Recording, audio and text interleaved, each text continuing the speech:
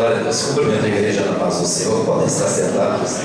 Agradeço muito a recepção aqui do meu amigo pastor Benedito e pela oportunidade de poder estar aqui com os irmãos neste culto. Eu quero, antes de trazer uma meditação da palavra de Deus com os irmãos, convidar aqui a minha neta que vai dar uma saudação em inglês aqui. Vem cá, ela vai falar em inglês e eu traduzo para o português. All I want you to know is that I love God very much, and He's the only God that I love a lot. Ela disse: tudo que eu quero compartilhar com vocês é que eu amo a Deus muito. Deus é o único Deus que nós devemos amar. Obrigado. Amém. Glória a Deus. Meus irmãos, temos tido o privilégio de, em várias ocasiões, recebermos ali nos Estados Unidos o pastor Benedito. Tem sido uma bênção.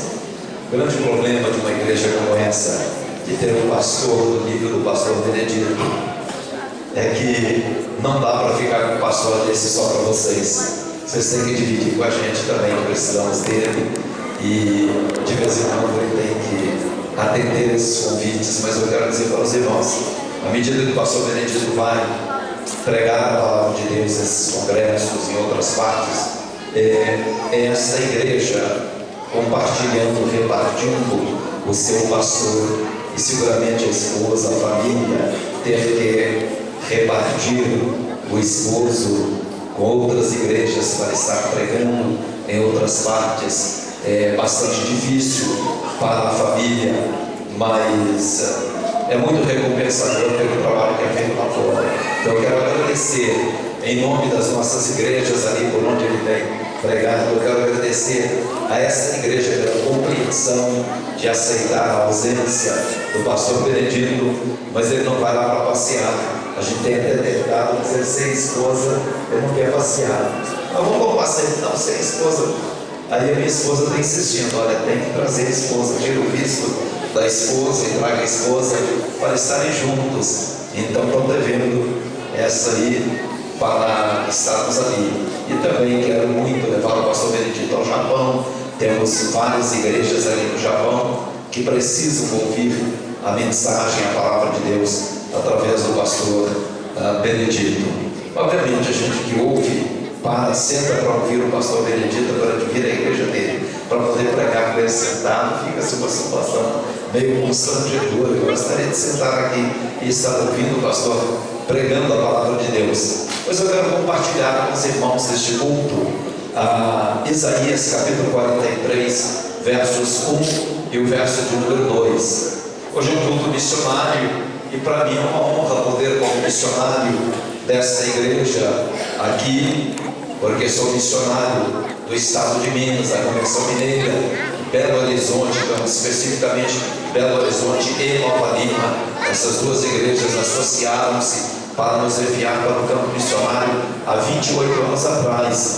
Então eu poder estar aqui com os irmãos participando de um culto missionário e poder compartilhar das bênçãos que Deus ao longo desses 28 anos tem nos concedido ali no campo missionário. Chegamos ali, o meu filho Elberson, que aqui está, estava com 4 anos de idade, 28 anos já se passaram. Aqui está o Elberson, trabalhou conosco muito ali, tem sido uma bênção na nossa vida. Junto foi também o Júnior, com 2 anos, hoje ele é pastor, psicólogo, e está trabalhando ali nos Estados Unidos. E o mais novo nasceu lá, o Steve, completou ontem 26 anos de idade.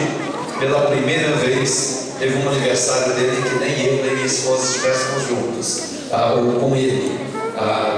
Quase sempre, pelo menos a minha esposa está quando não posso estar, mas dessa vez ele completou 26 anos ontem e estivemos ausentes, mas orando por ele. E eu conto com a igreja, com a oração dessa igreja, por essa família, para que Deus continue nos ajudando. Temos feito o trabalho do Senhor nesse tempo, levado a palavra de Deus em vários países do mundo, como o pastor mencionou aqui, que temos pregado por esse mundo afora. O Senhor nos deu a oportunidade de, estando nos Estados Unidos, dali abrimos congregações em diversos países, e Deus tem prosperado. Um dos lugares mais distantes e mais recentes que estamos evangelizando é o Nepal, já há mais de 6 anos já, mas temos estado constantemente naquele país. É realmente um país um dos mais pobres do mundo, segundo organizações internacionais. Nepal é considerado o segundo país mais pobre do mundo, uma miséria muito grande, uma distância enorme. Nos Estados Unidos lá, a gente leva 32 horas de avião para poder chegar lá. Quem sair do Brasil ainda adiciona mais 10 horas daqui, seriam 42 horas só de avião, fora o tempo de espera nos aeroportos para poder chegar naquele país. Mas tem sido gratificante ver as pessoas se convertendo, como Deus está salvando almas ali naquele país. Passamos sempre aqui pela Índia ou pela Tailândia, quase sempre uma escala no Japão ou na China, para poder chegarmos ali pregando o Evangelho. Como temos missionários no Japão, temos missionário na China, missionário olímpico, radicado em Macau, com trabalhos extensivos no território da China. Então a gente sempre aproveita para parar pelo meio do caminho, visitar esses missionários, ministrarmos a palavra de Deus e seguirmos adiante até o Nepal pregando o Evangelho do Senhor Jesus Cristo. Essa igreja está envolvida em missões e faz muito bem, irmãos, porque o único investimento que nós fazemos aqui na terra, que realmente tem garantia para a eternidade, é o investimento que nós fizemos na obra missionária. Porque lá na eternidade nós vamos ver o resultado do dinheiro que investimos na obra missionária, do tempo que investimos na obra missionária, e Deus, na sua misericórdia, supre as nossas necessidades.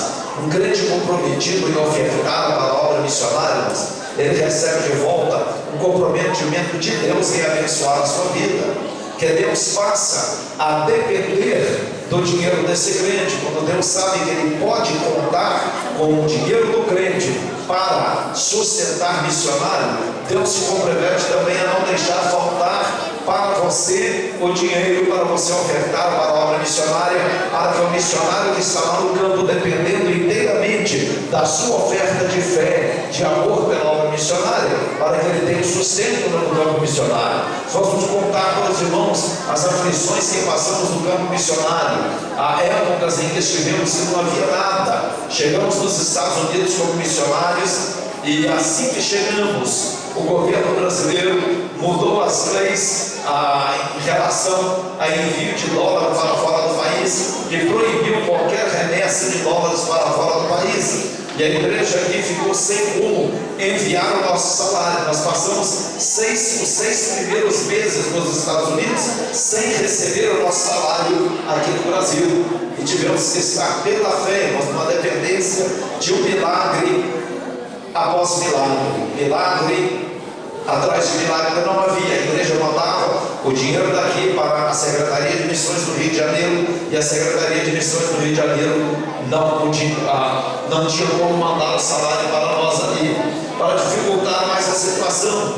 Quando alguns meses depois conseguiram, através do Laurêncio Olson, mandar o dinheiro para a gente, o dinheiro chegou nos Estados Unidos. Ao invés de ir para onde a gente estava, foi parar lá no norte dos Estados Unidos, divisa com o Canadá, e só 3 meses depois descobrimos que havia um dinheiro parado para nós, esperando a gente lá, a gente passando dificuldade, passando necessidade. Então, os irmãos, contribuam com a obra missionária, orem pela obra missionária. É muito importante suportar os missionários em oração, em contribuição, e Deus recompensa quem faz isso. Vamos ler na palavra de Deus agora? Livro do profeta Isaías, capítulo 43, versos de número 1 e verso de número 2. Eu gosto, irmãos, de ler a Bíblia e entender a Bíblia. Entender o texto bíblico. O texto bíblico diz o seguinte, observe comigo que eu vou enfatizar alguns pontos aqui. Primeiro diz assim: mas agora diz o Senhor, que te formou, que te criou, ó Jacó, e que te formou, ó Israel. Não temas, porque eu te remi, chamei-te pelo teu nome, tu és meu. Quando passares pelas águas, estarei contigo. Quando pelos rios, eles não te submergirão. Quando passares pelo fogo, não te queimarás, nem a chama arderá em ti. Amém? Agora voltemos ao texto e vamos observar ponto a ponto, palavra por palavra, aqui nesse texto, ou pelo menos frase por frase. O texto bíblico começa dizendo assim: mas agora. Quando essa expressão está aqui, mas agora, a gente pensa, então o que houve antes? Alguma coisa estava acontecendo antes para Deus dizer, mas agora. Esse mas agora dá a impressão assim, olha, vai mudar alguma coisa. Alguma coisa vai mudar. A história vai mudar. Mas é isso que Deus está dizendo mesmo. Quando lemos o capítulo 42 termina falando das calamidades, dos problemas que o povo de Israel tinha passado. Tanto eles foram vendidos ao cativeiro, entregues à escravidão, haviam pecado contra Deus, haviam sido rejeitados, haviam sido abandonados, vinham de um período de sofrimento enorme. A Bíblia diz no verso 24, capítulo 42, quem entregou Jacó por despojo, Israel aos roubadores. Israel tinha sido entregue por despojo pelos roubadores, assaltantes. Era um sofrimento muito grande. A vida do povo estava no meio de um sofrimento muito grande. Então quando Deus começa agora, no capítulo 43 dizendo, mas agora, está dizendo que vai mudar. A expectativa é essa, vai mudar. Ele falou de todo o problema, falou de todo o erro, falou das consequências do erro do pecado, falou das lutas que estamos sobrevivendo, passando por ela. Agora o Senhor disse, mas agora. Então irmãos, comece com essa mensagem tomando posse de uma promessa de Deus agora, que a partir de agora vai mudar. Escute essa mensagem partindo deste ponto. A partir de agora alguma coisa vai mudar na sua vida. Você acredita nisso? Você acredita? Pode dizer para alguém perto de você, alguma coisa vai mudar hoje. Alguma coisa vai mudar hoje. Mas agora, Deus está dizendo, mas agora vai mudar.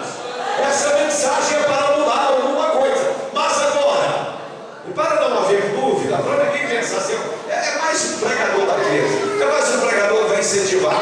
Aí a Bíblia diz o seguinte, mas agora, assim diz o... Quem está falando? O Senhor. Mas agora quem está falando é Jeová. Quando Jeová fala, a coisa é diferente, irmão. Mas agora se diz o Senhor. Na Bíblia Sagrada nós encontramos uma quantidade de vezes. Nós estamos estudando nas escolas dominicais desse trimestre, nós estamos estudando sobre profecias.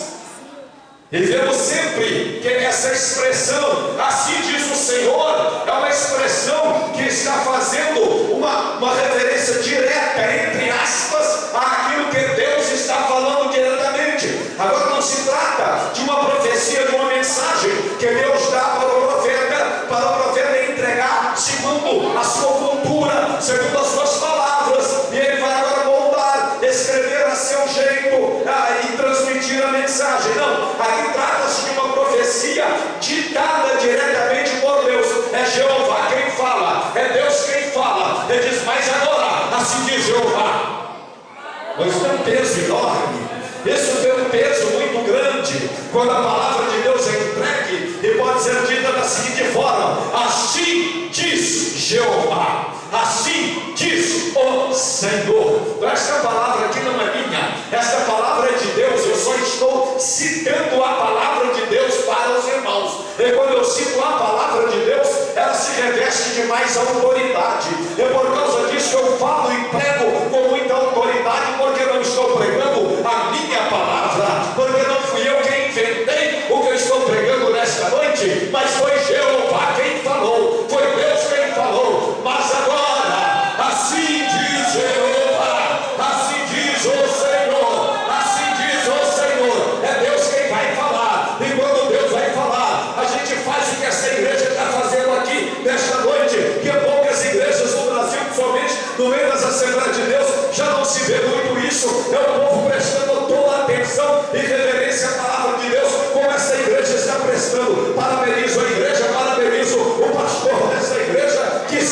ensina essa igreja bem, porque Jeová, quando fala, a gente tem que fazer isso mesmo, parar para escutar. E eu vejo até as crianças, adolescentes, todos aqui atentos à palavra de Deus. Agora sim diz Jeová. Jeová é quem fala, Deus é quem fala.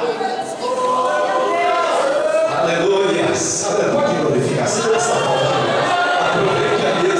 Aproveita mesmo para glorificar a Jeová. Ele está aqui presente.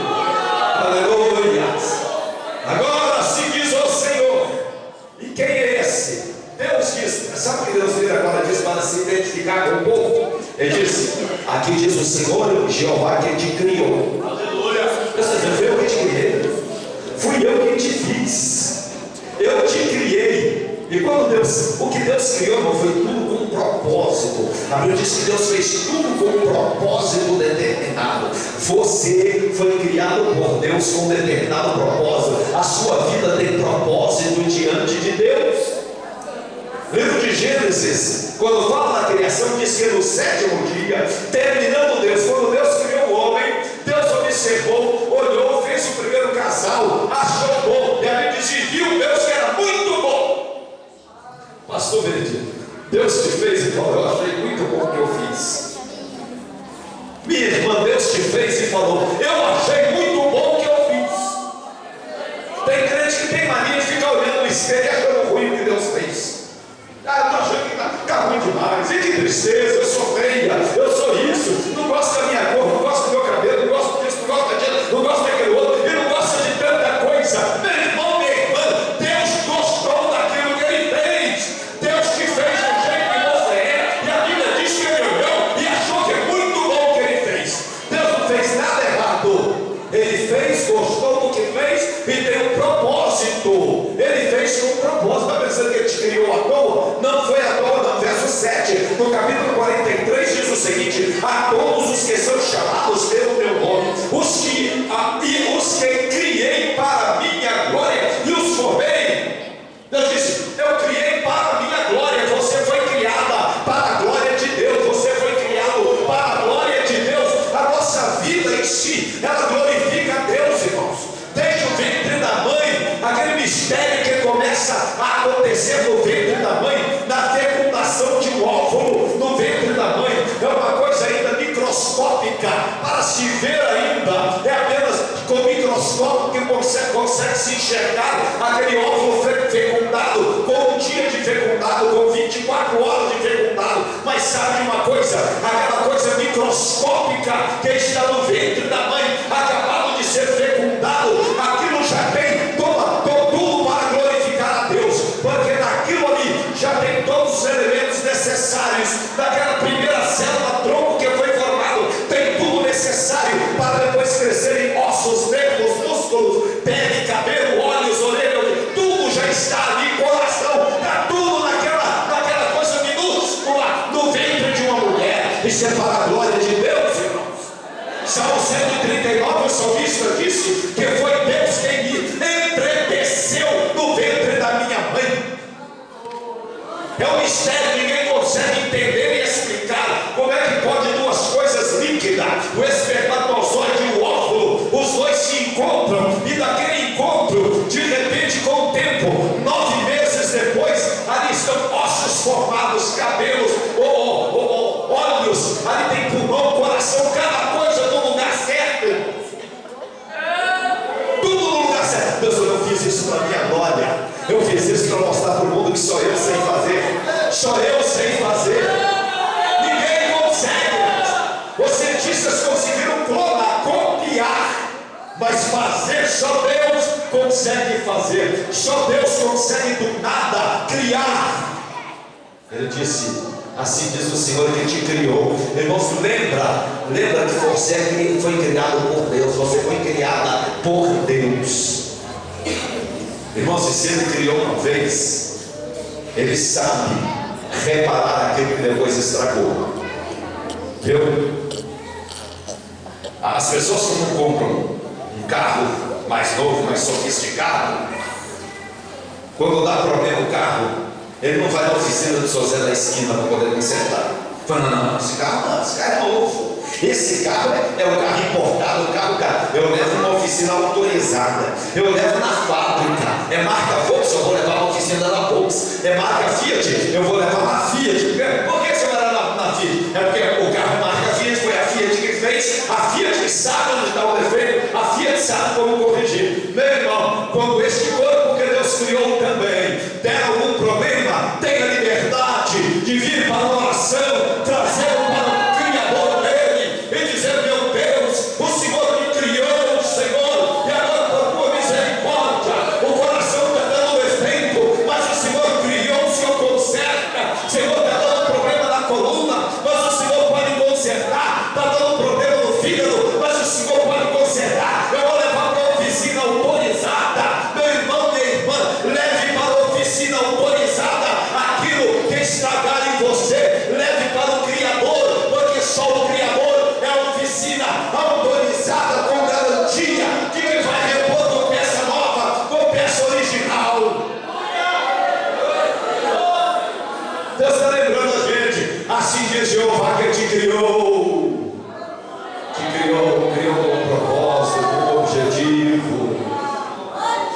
Mas alguém diz assim: mas todo mundo é criatura de Deus. Todo mundo é criatura de Deus. Mas escuta aqui, Deus não erra. A palavra de Deus é perfeita em tudo. Diz: assim diz o Senhor que te criou, ó Jacó. Presta atenção. Criou Jacó. E depois ele diz: e que te formou, ó Israel. Olha a diferença. Jacó foi criado, Israel foi formado. Na criação nasceu Jacó, mas ele vem com a sua natureza. Ele faz o que ele quer, porque ele é suplantador por natureza, enganador de ofício, vivia uma vida de qualquer maneira. Deus diz: eu te criei, Jacó. Mas o tempo foi passando e Deus não estava satisfeito com Jacó. Ele precisava de um Israel. Ele disse: eu vou formar um Israel. Criar é um ato instantâneo. Formar trata-se de um trabalho que gasta tempo. Como o oleiro vai formar um vaso, ele vai pôr o barro sobre a roda e vai moldando, vai formando, vai dando a forma. Não se recebe a forma de uma só vez. Assim o Senhor, ele diz: eu sou o Deus que te criou, e eu sou o Deus que te deu forma. É Deus que forma o nosso caráter, é Deus que forma em nós uma vida cristã, irmãos. Paulo disse: ó, insensatos Gálatas, quanto eu me angustio até que Cristo seja formado em vós. Ele não disse até que Cristo seja criado em vós, mas até que Cristo seja formado em vós. Deus quer nos formar. Ele não apenas quer ser o nosso Criador, mas Ele quer ser aquele que forma o nosso caráter, molda a nossa vida no dia a dia. A nossa vida cristã vai sendo moldada. Para moldar requer tempo, para moldar requer trabalho, e Deus está trabalhando na minha vida e na tua vida, para poder dizer: aqui está quem te moldou, quem te formou. Porque muitas vezes a gente olha para o Jacó e pensa assim: mas eu sou como o Jacó também, enganador, eu já fiz tanta coisa errada como o Jacó. Aí Deus disse: mas eu posso te moldar. Eu sou o Deus que molda a sua vida, que forma o seu caráter, que muda tudo. Eu sou capaz de te mudar. E aí sim, quem molda o Israel é Deus. Quem forma em nós o Israel é Deus. Nós não conseguimos nos formar sozinhos. Um cristão foi Jesus Cristo, pelo sangue da cruz do Calvário. Foi Ele quem nos moldou, quem nos formou. E aí, irmãos, eu disse: nós vamos só ler e entender a Bíblia. Depois eu disse: não temas. Não temas. Não sabe por quê? O diabo quer colocar medo no crente. E às vezes, mesmo no meio de uma pregação assim, às vezes ele tem temor. Mas essa mensagem não é para mim. Essa mensagem é só para quem está santinho na igreja, está tudo bem, nunca errou, nunca falhou. Olha o que Deus está dizendo: não temas, porque eu te remi.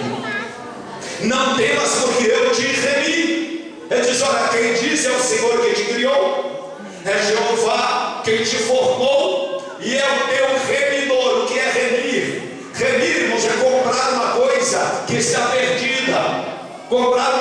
já não, a pessoa perdeu posse de alguma coisa.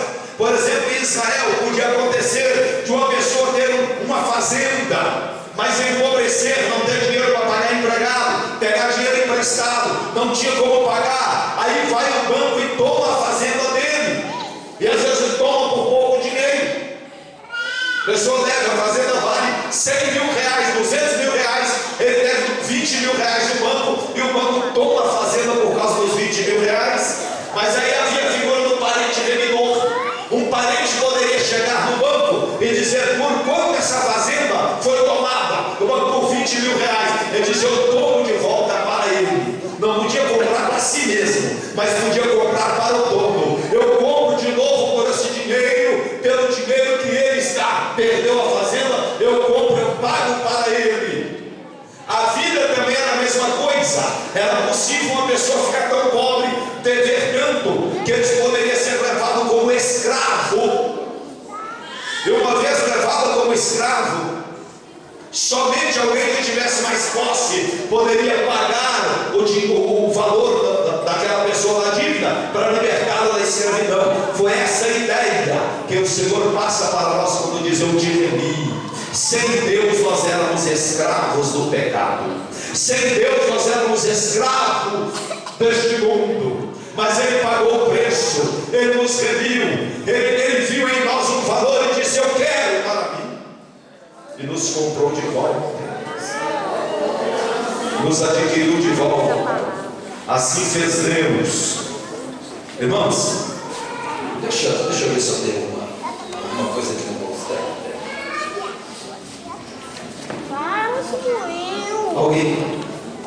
Alguém quer essa nova para ele? Quer? Deixa eu ver se quer agora.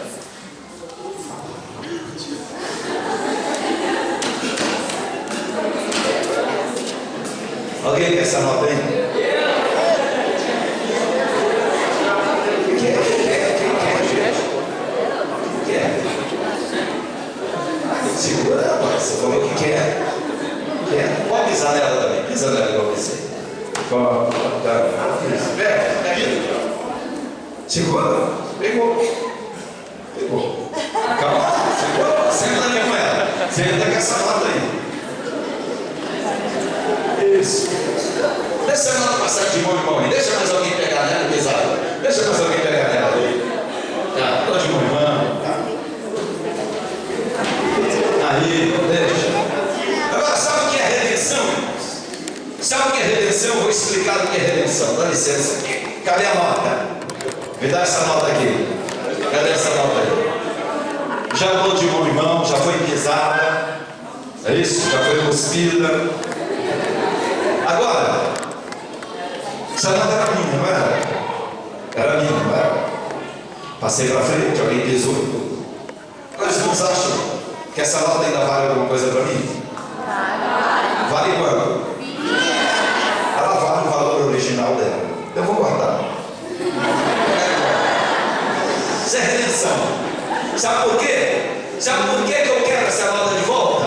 Que ela continua valendo os mesmos 20 reais. Sabe por que Deus quer você? Porque você vale o mesmo tanto que valia para Deus quando Ele criou. Quando Deus te criou, você valia um tanto. E mesmo que o mundo te levou, e mesmo que o mundo te pisou, mesmo que o pecado te maltratou, Deus diz: eu quero para mim, porque para mim Ele continua valendo a mesma coisa. Continua tendo valor. Deus continua dando valor para a sua vida, meu irmão. Deus continua dando valor para a sua vida, minha irmã. Isso é redenção. Nós estávamos perdidos e Ele falou: Ele vale para mim, e deu seu Filho Jesus Cristo para morrer na cruz do Calvário, para nos redimir. E lá no campo missionário tem muita gente, irmãos, que vale para Deus o mesmo tanto que os crentes brasileiros valem, mas eles ainda estão no mundo, morrendo, perecendo sem salvação, precisando de que alguém ajude a levar a mensagem do Evangelho para essas pessoas que lá estão. Não temos porque eu te remi. Eu paguei o preço. Paguei por vocês um preço enorme. Vem cá, cadê o Thiago, rapaz? Vem cá, rapaz, vem cá agora eu vou. Agora você vai me ajudar a pregar. Vem aqui um pouco. Sobe um pouco aqui, você vai me ajudar a pregar. Eu vi uma vez uma ilustração sobre essa redenção. E eu vou. Os tempos dos romanos, Spurgeon, ele escrevendo sobre redenção, pagar esse preço, ele tomou aquele verso do apóstolo Paulo, disse: miserável homem que sou, quem me livrará do corpo dessa morte? E ele ilustrou que era muito comum nos tempos romanos, quando alguém cometia um crime, matava alguém, um dos tipos de punição que eles davam era pegar o defunto. Se eu tivesse te matado, matei, caiu, você está morto, cara. Morreu, caiu, acabou. Aí sabe o que faziam? As autoridades pegavam aquele defunto e amarravam nas costas do assassino. Pega, você agora é autoridade aí. Põe nas costas do assassino. O assassino agora. Você está morto. E aí sabe o que acontecia? O assassino ficava com aquele defunto amarrado no seu corpo. E ele tinha que agora fazer tudo o que ele tivesse que fazer, viver os seus dias com aquele corpo morto em cima dele. Agora imaginem a situação, aquele corpo morto apodrecendo, desfazendo. 24 horas depois, 3 dias depois, uma semana depois, ele estava com aquele corpo morto, apodrecendo, cheirando mal, e ele tinha que andar com aquele corpo morto. Era essa a expressão que Paulo disse: miserável homem que sou, quem vai me livrar do corpo dessa morte? Como é que eu vou ficar livre disso? Ele estava condenado a carregar o defunto para o resto da vida. Mas mais adiante Paulo diz: mas graças a Deus que nos dá vitória por Cristo Jesus. Ele nos libertou. Jesus nos libertou. Hoje nós somos livres. Não temos que carregar mais a culpa do pecado. Não temos que carregar mais a podridão dos nossos pecados nos nossos ombros. Mas agora, libertos por Cristo Jesus. Entendeu o que o Senhor diz aqui? Não temos, eu te remi, você não precisa mais carregar a culpa do pecado. Você está liberto por Cristo Jesus. Estamos livres por Cristo Jesus. E ele diz: mas chamei-te pelo nome, tu és meu. E todos nós diante de Deus, todos somos conhecidos de Deus. Deus conhece o nome de cada um. Chamei-te pelo nome, tu és meu. Nós somos propriedade exclusiva de Deus. Somos propriedade particular de Deus. Deus diz: tu és meu, tu és meu, tu és meu. Irmão, e nada de quem mexer com uma coisa que pertence a Deus. Ladrão não consegue roubar o que pertence a Deus. Propriedade de Deus. Deus põe anjos para cuidar daquilo que é dele. Os anjos têm que cuidar da propriedade de Deus. Cada um de nós diante de Deus tem um nome. Tem um nome. Deus conhece o seu nome. Ele é capaz de trazer uma mensagem para você e te entregar diretamente ao seu nome. Chamei-te pelo nome. Tu és meu, tu és meu, propriedade. Nós somos propriedade de Deus. Mas irmãos, deixa eu ir para o verso 2 agora, que é para nós vermos a mensagem de incentivo que a palavra de Deus nos dá agora. Verso 2, Deus diz assim: quando passares pelas águas, estarei contigo. Olha, eu achei interessante aqui que a palavra de Deus, pastor Benedito, não diz aqui se passares pelas águas, mas diz quando passares pelas águas. É porque um dia vai passar. Um dia nós passamos. Todo crente um dia vai enfrentar alguma tribulação grande na vida, alguma tempestade grande na vida. Vem tempestades que parece que tem água de todo lado. Ele diz quando passar pelas águas, depois quando passar pelos rios. Rios, eles estão numa posição só. Eles correm sempre na mesma posição. Agora as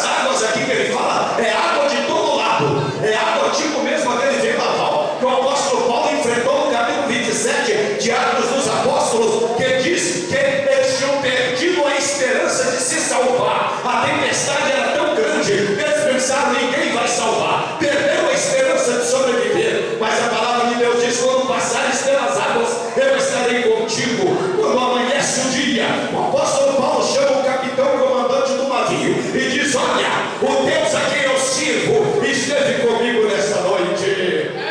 O Deus a quem eu sirvo, ele disse que quando eu passasse pelas águas, ele estaria comigo. Eu, no meio das tempestades de águas, esse Deus me apareceu e disse: não temas, Paulo, porque ninguém vai morrer. Não temas, porque você vai chegar até onde eu quero que você chegue. Não temas, porque você vai chegar em Roma e vai pregar para reis e autoridades ainda. Não temas, Paulo, você vai chegar ao destino. Quando passares pelas águas, a presença de Deus vai estar com você, meu irmão. A presença de Deus vai estar com você, minha irmã. E a tempestade não vai te engolir, não, porque a presença de Deus vai te dar tranquilidade, descanso. A presença de Deus é assim. A palavra de Deus nos diz, meus irmãos, como Moisés, capítulo 33 de Êxodo, Deus falou para Moisés: Moisés, eu não vou mais com esse povo, não, que esse povo é rebelde. Moisés virou-se para Deus e disse: Senhor, se a tua presença não for conosco, não nos faça subir daqui.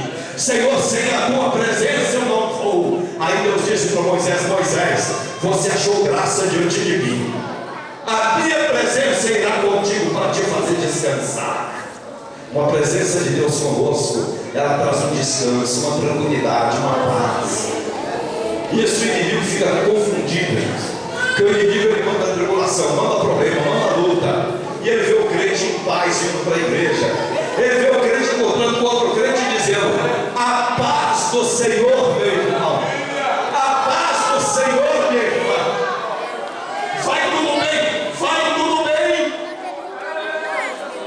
Aquela mulher sunamita deixou o filho morto dentro de casa e foi pelo caminho encontrar com Eliseu. Encontrou primeiro com o marido dela falou: escuta, o que está acontecendo? Vai tudo bem? Ele disse: vai tudo bem. Encontrou com mais alguém pelo caminho e perguntaram: o que está acontecendo? Vai tudo bem. Vai tudo bem. Vai tudo bem. Teve um filho morto em casa, mas vai tudo bem, que a presença de Deus na vida, irmãos, faz a gente sentir que vai tudo bem. Continua tudo bem. O inimigo está levantando feroz contra a gente, mas a gente diz: eu tenho paz de Deus na minha vida. A paz de Deus inunda o meu coração e vai tudo bem. Eu estou em paz. Eu estou em paz. A presença irá contigo para te fazer descansar. Quando passares pelas águas, a presença de Deus. Quando passares pelos rios, a promessa de Deus. Porque ele diz: quando passares pelos rios, eles não te submergirão. O que são rios? Rios são obstáculos na frente, irmãos. Cada rio é um obstáculo, é um problema, vai levar uma estrada. De repente tem um rio, é um obstáculo, para de construir a estrada, porque agora tem que construir uma ponte, agora tem que resolver o problema. Há um obstáculo pela frente. Então, quando Deus está dizendo aqui: quando passares pelos rios, Deus está dizendo aqui: quando passares pelos obstáculos, quando obstáculos quiserem impedir a sua caminhada, você vai passar por cima desses obstáculos. Esses obstáculos não vão te submergir, esses obstáculos não vão te afogar, esses obstáculos não vão acabar com a sua caminhada, não. Obstáculos o crente vai ter na vida, haverá rios atravessando na vida do crente. E esse rio pode estar transbordando como for, irmãos. Nós vamos atravessar por cima desse rio. Nós vamos passar. Ou Deus põe uma ponte, ou Deus abre o rio. Alguma coisa Deus faz, irmãos. Mas nós devemos continuar caminhando com segurança. Moisés se viu um obstáculo pela frente dele. Aí ele clama a Deus. Deus falou: por que clama a mim? Manda o povo marchar, continua marchando, você não chegou lá perto ainda. É porque tem crente, irmão, que ele está a 2 km de distância do rio e já começa: pastor, o que eu vou fazer, pastor? Lá na frente, pastor, o que eu vou fazer? Minha filha vai formar daqui a 2 anos, pastor. Eu não sei como é que vai ser o meu vestibular, pastor. Eu vou casar, minha filha já está com 16 anos, daqui a pouco chega a época dela casar, não sei como é que eu faço. O obstáculo, eu não quero lá na frente ainda. Marcha para frente, marcha, continue estudando. Quando chegar lá dentro da universidade, Deus vai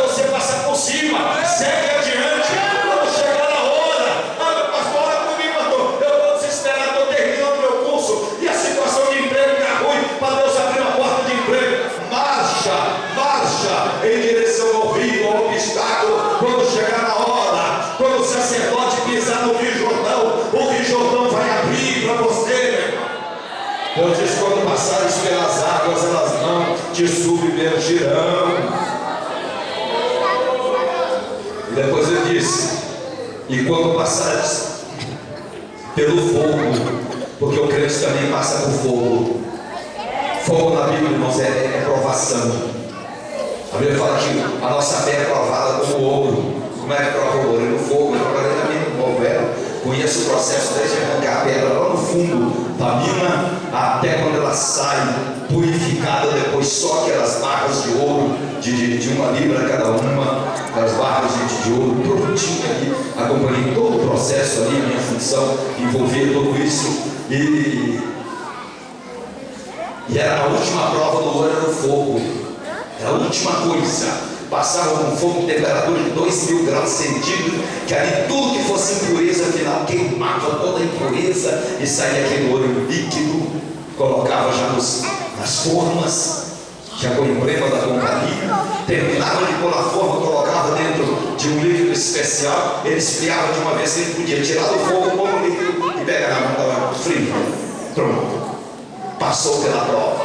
Agora é o ouro puro. Irmãos, quando vem prova na nossa vida, pode ter certeza, Deus só está nos purificando. Aquilo que vale vai sair intocável.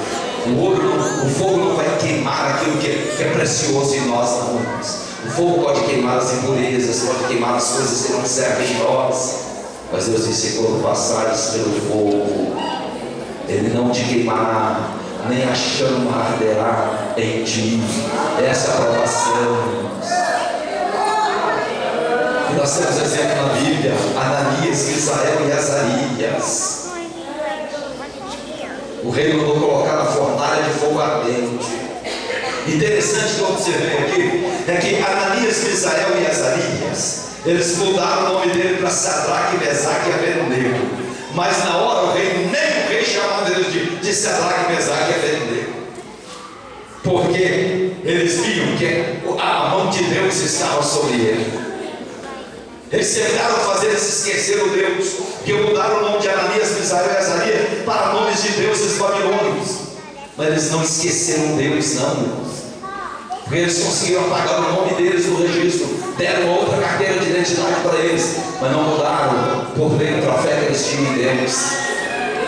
E um dia colocaram na fornalha de fogo ardente, mas a Bíblia diz que a única coisa que o fogo queimou foi as cordas das mãos deles, dos pés dele. O resto, nem a roupa queimou, nem o chapéu da cabeça do fogo queimou. Eles passeavam no meio do fogo. Passeavam no meio do fogo. E é assim que o crente faz na hora da prova, irmão. O crente passeia em cima da prova. Está duro, o fogo está quente, o fogo está queimando, mas nós estamos andando no meio da prova. É prova dura, é prova difícil, é prova que quem olha de fora pensa assim: é o pastor Benedito, está todo queimado, está todo destruído. Mas não destrói não, pastor. Não destrói. O fogo não destrói o crente que serve ao Senhor, não. Quando passares pelo fogo, ele não te queimará, nem a chama arderá em ti. Porque eu sou o Senhor teu Deus, o Santo de Israel. Aí Deus, irmãos, quando ele quer confirmar aquilo que ele falou e mostrar que é impossível que a palavra dele caia por terra, ele diz: porque quem está falando é o teu Deus, o Santo de Israel. Irmãos, é Deus, o Santo de Israel, que está prometendo para você nesta noite, que está abençoando a sua vida nesta noite, que está dizendo para você: eu sou aquele que te criou, eu sou aquele que te formou, ó Israel, eu sou aquele que te remi. Não temas, porque tu és meu. Eu conheço pelo teu nome, chamei-te pelo teu nome, tu és meu. Quando passares pelas águas, elas não te submergirão. Quando passares pelos rios, eles não vão te afogar. Quando passares pelo fogo, este fogo não vai te queimar, porque a presença de Deus está aqui, está na sua vida. E que Deus abençoe ricamente esta igreja. Vamos colocar de pé, em pé. Vamos estar orando. Vocês querem agradecer a Deus com oração a vida do pastor Elton, da sua família, pela mensagem que ouvimos. Então oramos assim: querido Deus, nós te agradecemos pela palavra, ó Deus, que veio de encontro ao nosso coração. Pedimos a tua bênção agora, Senhor, e a tua graça. Continua abençoando, usando como sempre o Senhor tem usado.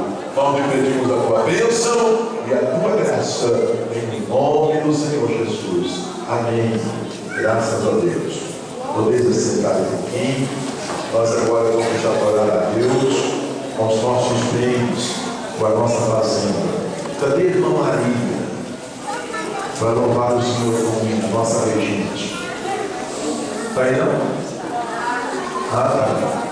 É porque parece que eu tinha visto chegar. Agora vocês também tinham. Vamos ouvir a irmã Maria adorar o Senhor. E nós vamos servir ao Senhor com os nossos dízimos e com as nossas ofertas para a casa do Senhor. Estamos dentro do horário e estamos felizes, gratos ao Senhor pela vida do céu.